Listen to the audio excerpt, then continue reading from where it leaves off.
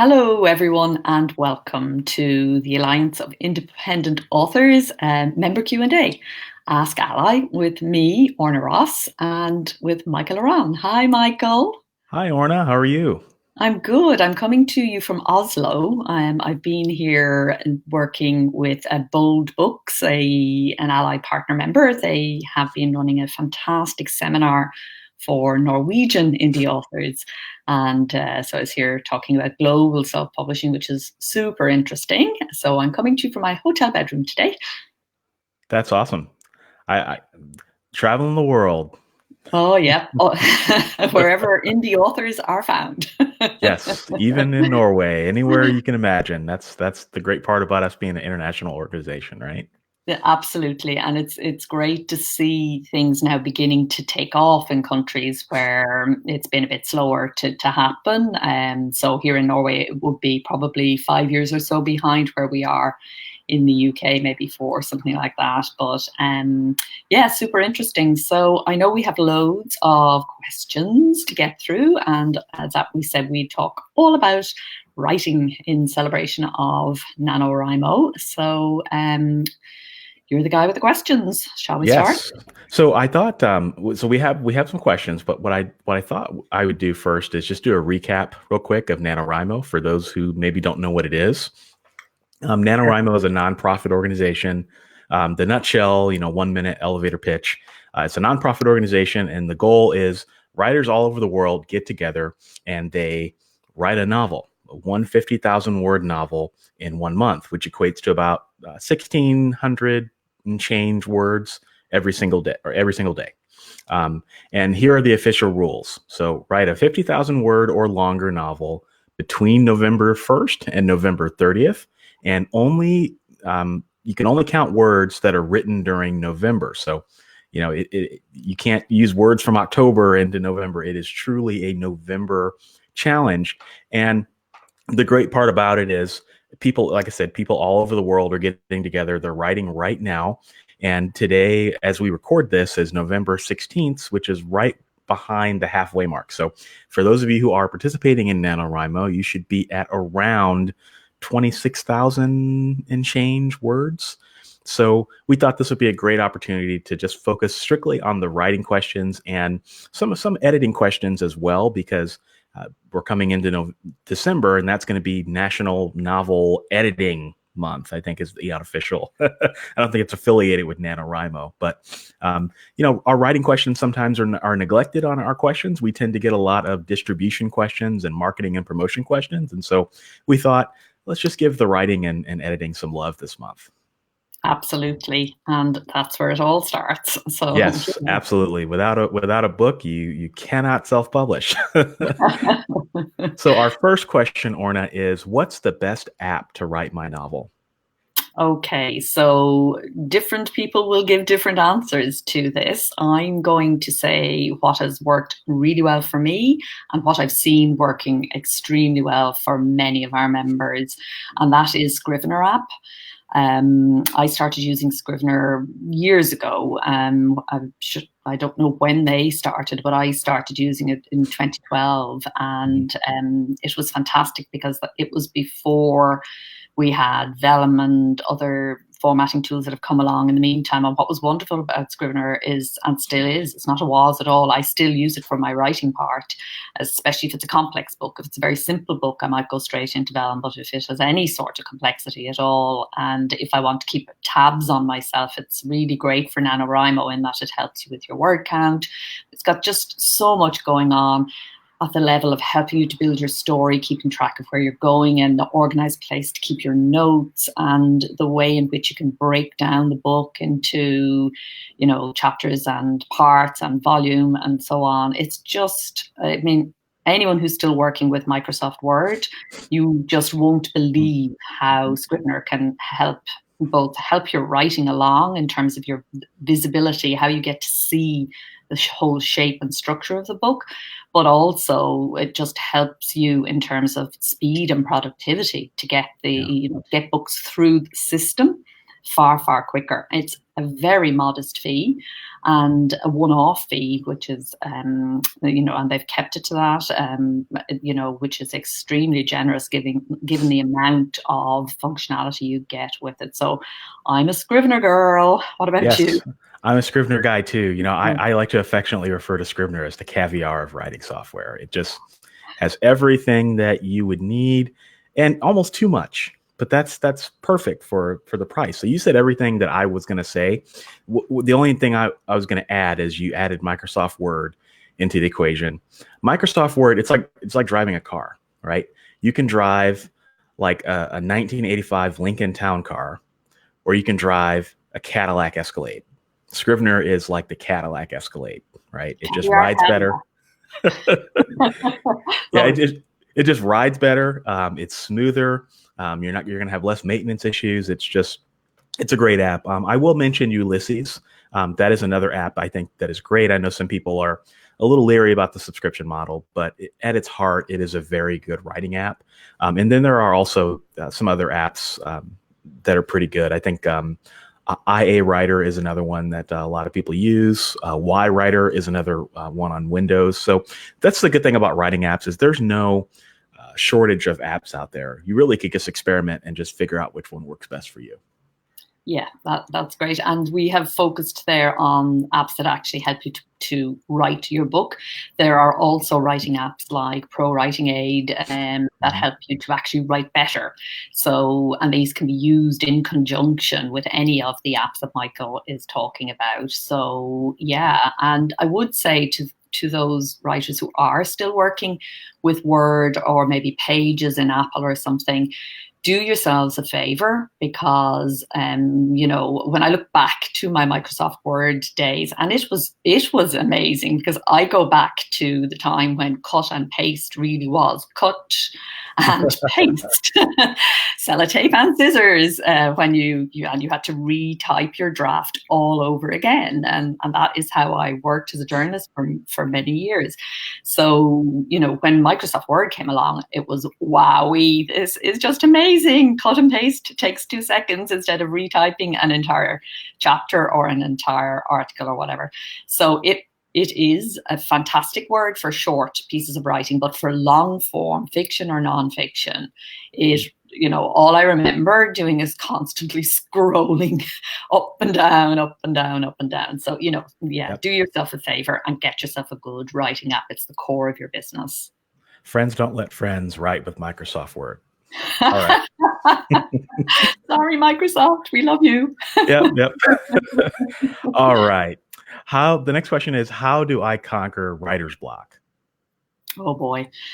I'm going to, I mean, again, there are 1,000 answers to this and you need to find your answer. You need to find your way. Again, I'm going to share 3 that have worked for me and that I use every day. These are what I think of as the tools that keep me in creative flow. But it is different for everybody. The thing is, writer's block is born out of fear. You're afraid of something. You're afraid of putting your words out there. You're afraid of being seen. You're afraid of somebody who's going to judge the work or something. I don't know what is at the core of that fear, but you are afraid of something. And we all exist as artists, as writers. We exist with that fear always. That becomes part of our life. It lives with you. And the job as a working artist, as a working creative, is to manage that fear, to keep it in its place. Because actually, I think of it as creative anxiety. Without that anxiety, which is part of the excitement of challenging yourself and breaking barriers and doing something new, because that's what creativity is by definition. Without that anxiety, if that fear is not there, then there's no traction. There isn't actually any real true creativity going on. So, you know, your fear moves in with you the day you decide you're going to write a book and publish a book and, you know, put yourself out there, and fear comes. So how do we keep fear in the right place? The creative self can hold the fear and use it as a source of energy. In order for me to do that, I have 3 things that I do. I meditate. And I find that meditation is a fantastic way to just stop the surface thoughts, the fearful thoughts that can kind of get in the way. I do what I call effortless exercise. So I'm not a sporty person at any level, but I do make sure that the body moves every day and in a rhythmic way. So some form of aerobic exercise has been shown to be linked very closely with creative waves in the brain. So I make sure that I get, because I sit a lot, I make sure that I get an hour's body movement of some kind each day. Yoga I also do, but it can be walking, it can be jogging, it can be in wall tennis is another thing I do, but it doesn't matter what you do as long as you're moving in a rhythmical way. Swimming, there are loads of them. And then the third thing I do, and I really commend this as a tool to every writer, is free writing. Setting a timed amount of time or space, in a notebook, 3 pages or whatever it might be, 5 minutes, 15 minutes, it doesn't matter, but it's a set time. And during that time you use pen and paper, because that's how you learned to write probably in the first place. And you just write as fast as you can without judging it, and just letting whatever is there appear and come onto the page. This does so many things for you, but mainly, I'm not going to even go into all the benefits it has. Just Google it. It's been proven to do all sorts of wonderful things for you physically as well as mentally and emotionally. But what it does for you as a creative is it teaches you not to judge. It teaches you to open the channel wide enough for the stuff to come through without your thinking mind saying, this isn't good enough, without your critical mind turning on. So that's a kind of a longish answer and a 3-part answer, but that's what I do. No, that's a great answer. I love all of those points, and I especially appreciate the meditation comment. I started doing that a few years ago, and you don't have to spend a whole lot of time meditating. I spend maybe 5 minutes before I write. I find that clears out my mind. So that's something I think we both have in common. I appreciate that, and free writing is also a wonderful technique. If you just feel like you can't articulate what's bothering you. I was talking to someone yesterday, and they use the analogy when we were talking about free writing. They use the analogy of turning on a rusty tap.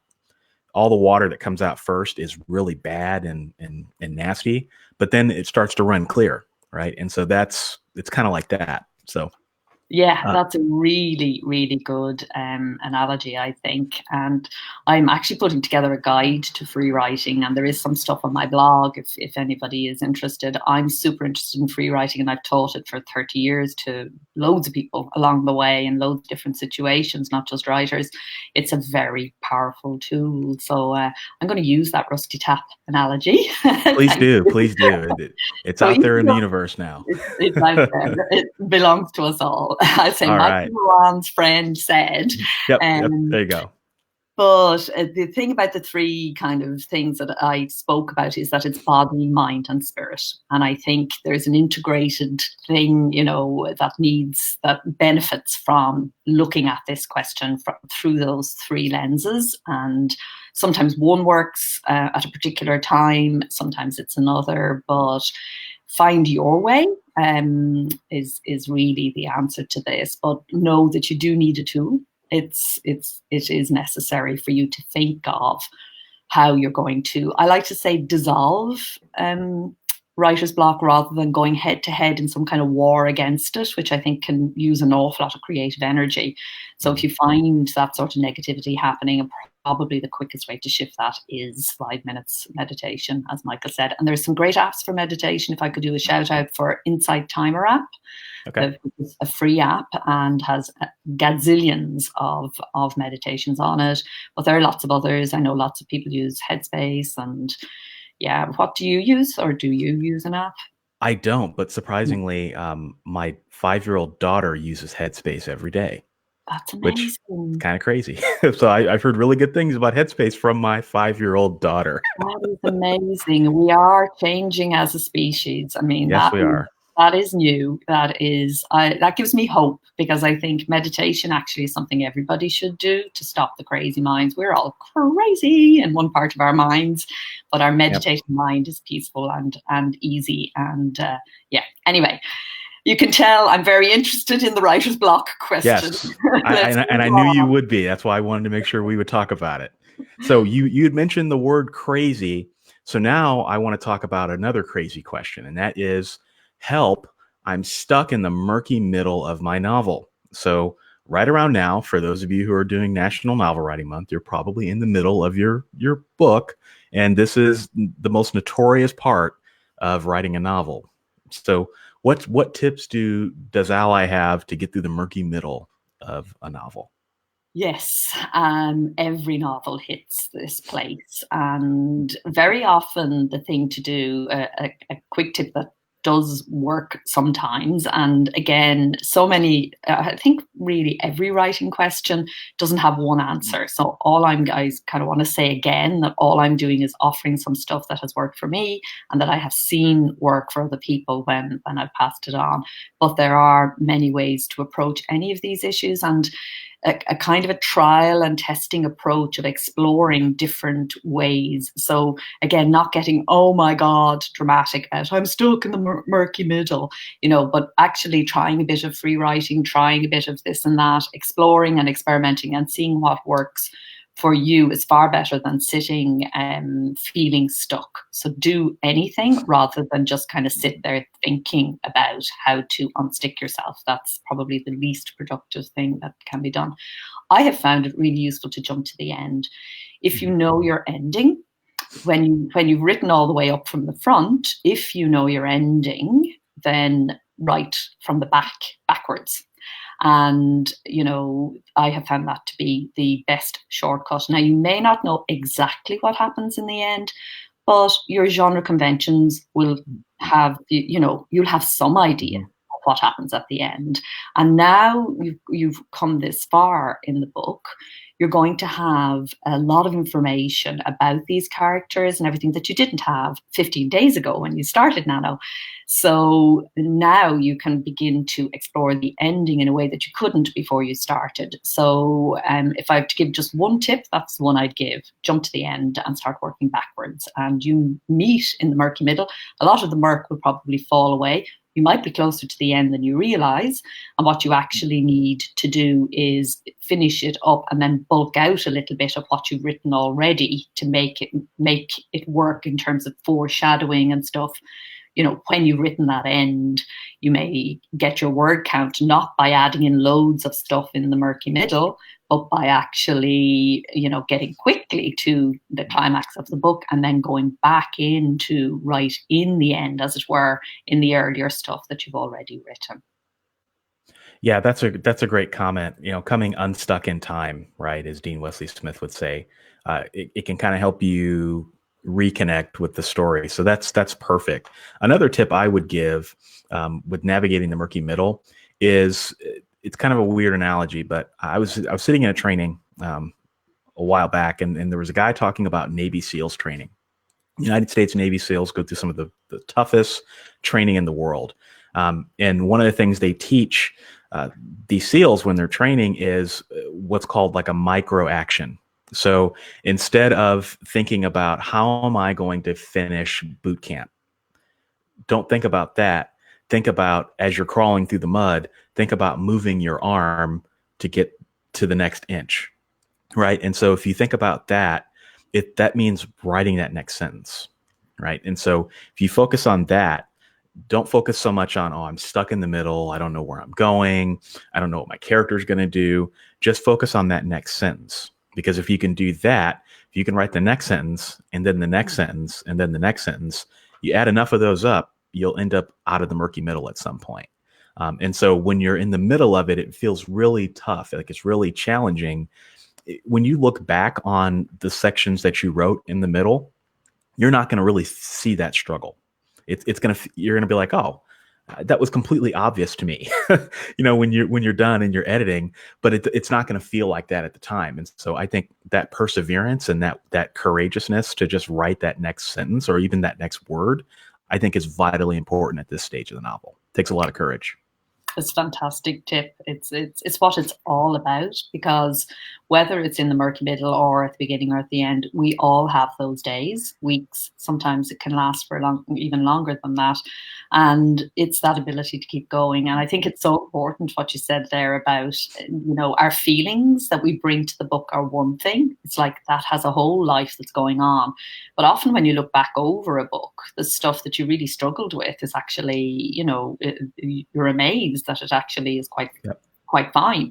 And stuff that came easily is not as great as you thought it was. So, you need distance from the book, but that I think of those times and periods, murky middle or whenever it kicks in, as a test.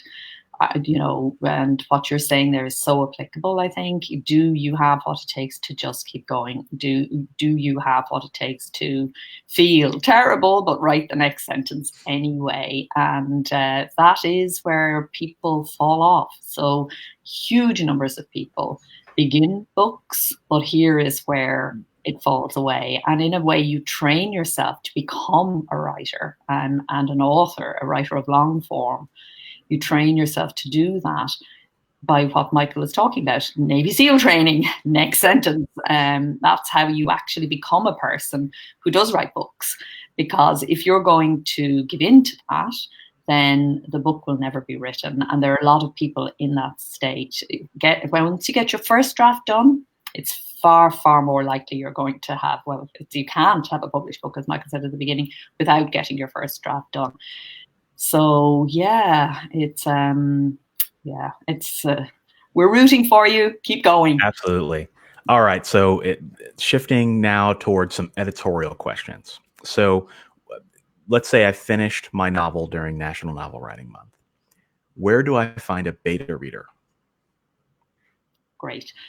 Well, we have services in our directory, our approved services directory. So for those who don't know, the Alliance of Independent Authors runs a partner membership also, as well as 3 author member types. So our partner members are all people, many of whom are authors themselves, who offer services to authors of various kinds. And we have a directory of those members, and that directory can be read by anyone on our website. It can only be downloaded and printed by our members, but you can peruse it, whether you are a member or not, and you'll find it at allianceindependentauthors.org/members-directory.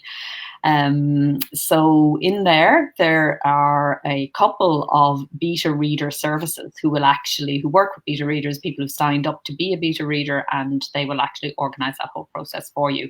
Another great source is your own community. If you've been running a blog, and if you've been putting extracts of your book out there, if you've written other books before, and you've got your email list of any size or shape, the people who are closest to you make great beta readers because they're already interested in what you do. And we also then have a members forum, and we do get people who put call outs regularly on the forum for people to act as beta readers for them. In your genre groups is another good place to do that, because it's important that any beta reader you do choose has a sense of the genre, already reads in that genre and understands the tropes and everything. Those are great. I think you covered all the major places. I don't want to be a little bit of a Debbie Downer here, but first thing, beta readers are amazing, right? Because these are people that take their time from their families, from work, and they perform a service for you in reading your novel and offering you feedback, right? That is the greatest virtue of beta readers. And that's why you should treat them exceedingly well, right? But that same virtue is also the downside of beta readers, in that because this is something that they're volunteering for, they may not be able to hit their deadlines, right? And so if you are relying on beta readers to get feedback for your book, you may not be able to get that as quickly as you want, right? And so the beta reader services that Orna mentioned on our partner member directory, I think those are pretty important. I did something earlier this year that it was an experiment, and it worked really, really well. And that is, there actually is I don't want to call it a cottage industry, but there are a number of people out there who actually offer paid beta reader services, right? So I actually went on a site like Upwork and I actually posted a description of my book, and I said, I'm looking for urban fantasy beta readers, people who specifically read urban fantasy. I will pay you X and X dollars to read the book by X date, and I just want your feedback on a couple of different things. And I actually got like 4 people who did it, and I will tell you that all of them met my deadline, if not earlier. So, if you've got a little bit of cash to spare, you don't have to pay them a whole lot. But if you've got a little bit to spare, you can buy beta readers. Just make sure that these are people that are going to do what they say they're going to do. But I just thought I would throw that out there. A paid beta reader is a beta reader who will meet their deadline. Absolutely. That's great. I love that. And I think one of our services, actually, it is a paid service. And again, it's not hugely expensive. And if it's your first novel, if you're doing Nano for the first time, you will need a developmental editor. And the thing about paying for a beta service is that it will actually cut down on the amount of money you need to spend on developmental editing later on. So it can be a more cost-effective way of approaching that developmental work that every book needs to some degree, but that a first-time novel in particular needs more than any other type of book. So yeah, great tip, Michael. All right. So the next question is, what are the best tips for self-editing my novel? I'm going to recommend a book for that. It's a book, it's a classic. It's been around for a very long time. I meant to write it down. I meant to write down the names. It's a co-authored book. It will be in the show notes because I just had a blank of the author's name, but the name of the book is Self-Editing for Fiction Writers or something like that. Dave Brown or Dave King and Rennie Brown are the authors. Thank you very much. Yeah, it's a classic book. So I think if you haven't mastered the techniques that are outlined in that book, that is your starting place. And I think anybody, again, who's starting with Nano, and I know loads of you are not starting. I know loads of you have written many books and are doing Nano again. But especially for those who are starting out, I just think it's a great book. And I'm sure Michael has loads of self-editing tips. Yeah, no, that's a great book. That would have been in my top 3 recommendations. It's a phenomenal book. So definitely go out and buy that. One thing I did that helped me learn some of the basics of self-editing was your editor, for the most part, is probably going to use the Chicago Manual of Style when they are making revisions and if there's any kind of conflicts in your book. So why not just read the Chicago Manual of Style? Go to your library. You don't necessarily need to read the most recent edition. You can get an older edition at your library. It's going to have the same spirit of what your editor is going to be doing. Pick that up, read it, understand it. How do you spell out certain words? If you have a number, for example, do you spell it out or do you use the numerals? What happens if you've got a situation where you've got an ordered list? How do you handle those sort of situations? It seems minor, but those are the things that your editor is going to constantly be correcting, from a formatting perspective. And if you can give your editor a manuscript that has 99% of those things gone, your editor is going to love you and you're going to have a cleaner manuscript to begin with. So it's almost like meeting your editor halfway. So I think that was something that helped me very early on. It's a great idea, and I think authors who haven't worked with an editor, don't realize how useful it is to give a very clean, as clean as you can get it, manuscript to the editor. Because I hear very often authors say, "But it's going to my editor anyway, so I didn't bother about this, that, or the other." And the thing is that every manuscript can be improved.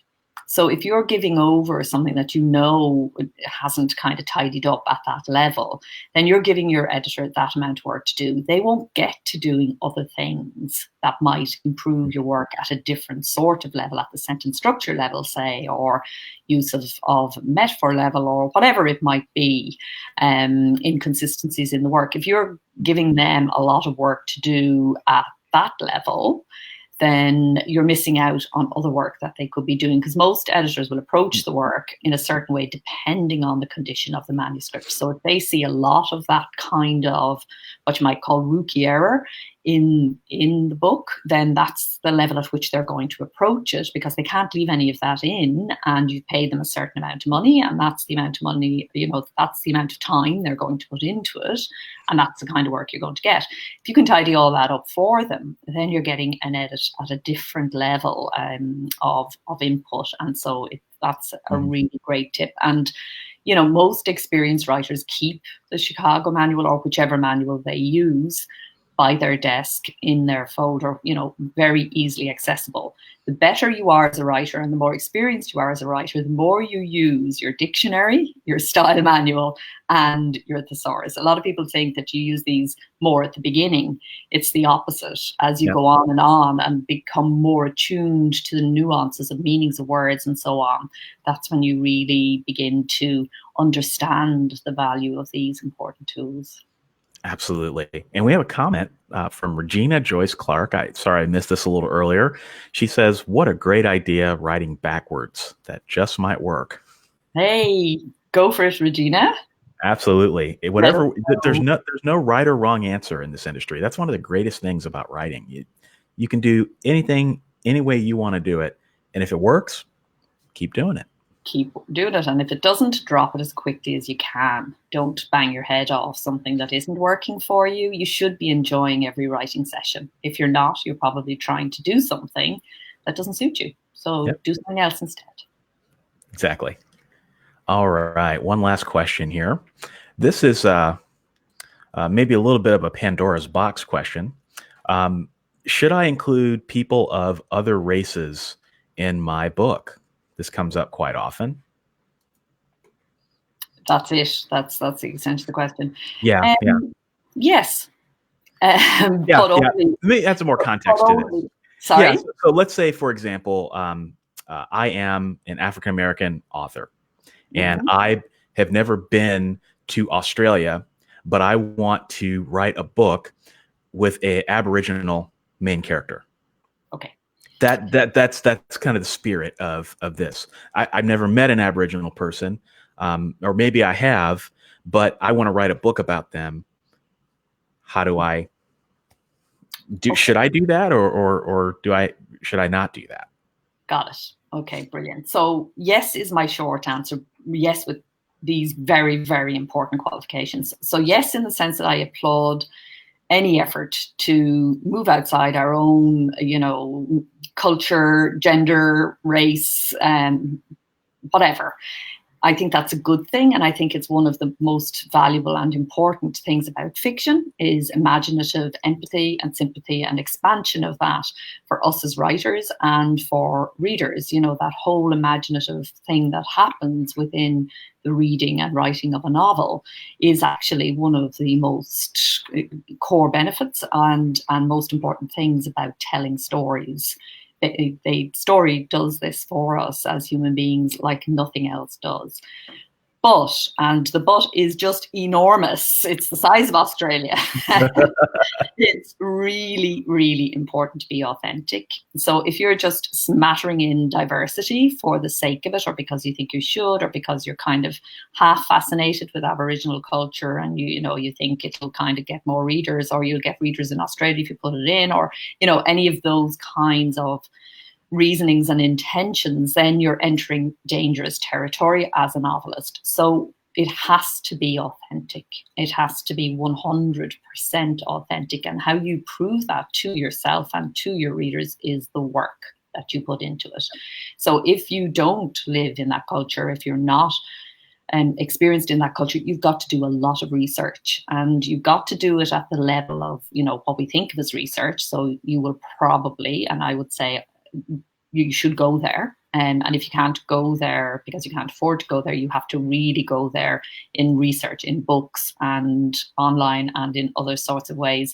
But not just that sort of research of visiting the place, making notes and reading widely and deeply about the culture and the people, and reading lots of other novels that are set in that world. Not just that, also research of your own wish for doing this, where it comes from in your own life and in your own world. And so researching your memory for where this connection came from and what it's all about for you as the writer, and what value that might have for anyone who reads the book, and also research of the imagination. So you've got to develop, you don't have to have lived or experienced what you write about, but it must be fully developed at the imaginal level, and that takes a great deal of time and input. So with that caveat, yes, please, diversity in books. Yep.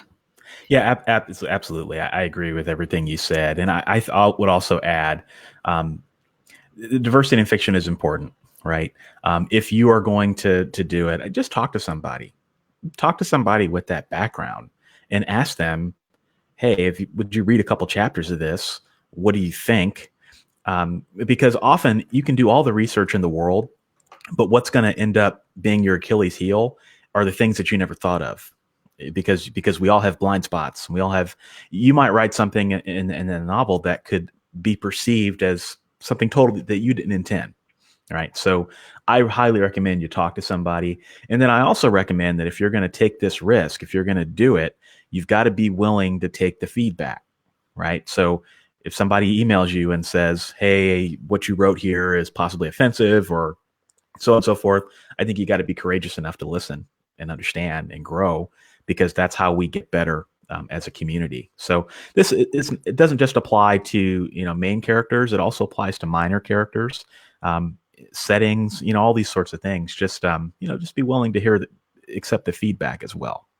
I think great. It's really important. And I think, you may not get everything right. And Michael's absolutely right. It's what you don't know that's going to kind of hang you. So we get a lot, I'm Irish, and a lot of Irish American people want to write an Irish novel. And very often it's those details that they get wrong. It's, it's kind of how Ireland is imagined in their minds is what the book is about, rather than Ireland as a real place or whatever. But if the imaginative sympathy is there, if the heart and soul of what they are writing about is there, then it doesn't matter that much if small things are wrong. They can be corrected. And this kind of book probably is a book that does need specific beta readers, with reference to the earlier question. So yeah, as much input into it as you can get. But yeah, I absolutely applaud your wish to do this, and good luck, and let us know how it goes. Yep. And with that, we're going to close the lid on Pandora's box, if that is Very good. All right. Those are our questions.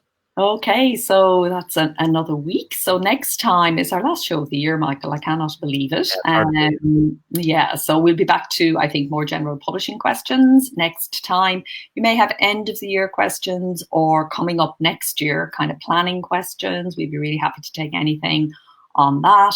And yeah, but always happy to hear your questions. Send them into info@allianceindependentauthors.org, or use the submission form, and we will take as many of them as we can this time next month. So till then, happy writing and happy publishing. Take care. Bye-bye now.